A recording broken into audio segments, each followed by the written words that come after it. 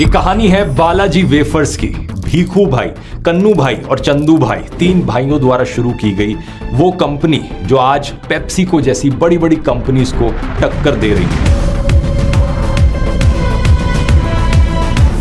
English में एक कहावत है, let your work do the talking, यानी खुद की तारीफ करने की जरूरत नहीं होती, आपका काम खुद आपके लिए बोलेगा। चंदू भाई और उनके भाई की मेहनत को देखकर उनके एम्प्लॉयर गोविंद खुंत ने कहा, अब तुम ही लोग चलाओ कैंटीन। क्योंकि वो इतने जज्बे के साथ मेहनत के साथ काम कर रहे थे कैंटीन में, उन्हें 1000 रुपए पर मंथ पर कैंटीन का कॉन्ट्रैक्ट दे दिया गया। ये साल था 1976 जब एस्टन सिनेमा पर अमिताभ बच्चन स्टारर फिल्म कभी कभी की स्क्रीनिंग हो रही थी। स्क्रीन पर अमिताभ बच्चन गा रहे थे, कभी कभी मेरे दिल में ख्याल आता है, लेकिन चंदू भाई के पास ख्यालों में खोने का समय नहीं था। फिल्म में बस 5 मिनट का इंटरवल होता था जिसमें उन्हें बिजली की स्पीड से ऑर्डर देने होते थे। कोई ऑर्डर नहीं दे पाते थे तो फिर सिनेमा हॉल के अंदर जाकर कस्टमर को ढूंढते अंधेरे में और वहां सर्व करते। कस्टमर्स के बीच एक बड़ी पॉपुलर डिमांड थी, वेफर्स यानी पोटैटो चिप्स।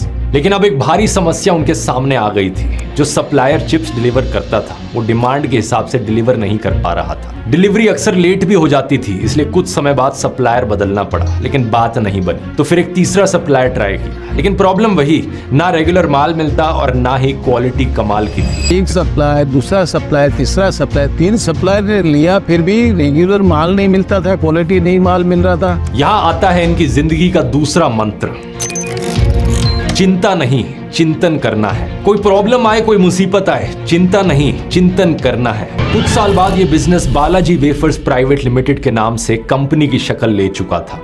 कंपनी के 3 डायरेक्टर्स थे, भीखू भाई, कन्नू भाई और चंदू भाई। इसके बाद उन्होंने कभी पीछे मुड़कर नहीं देखा। यहाँ आता है चौथा लाइफ लेसन। चंदू भाई कहते हैं कि लोगों ने मीराबाई को रोका, लेकिन वो अपनी धुन में रही। किसी काम को लेकर ऐसी धुन होनी चाहिए, आपको वो काम इतना अच्छा लगना चाहिए कि आप उस पर पूरा जम के फोकस कर सकें। इसीलिए जब कंपनी को बेचने का ऑफर आया तो उन्होंने ये ऑफर ठुकरा दिया।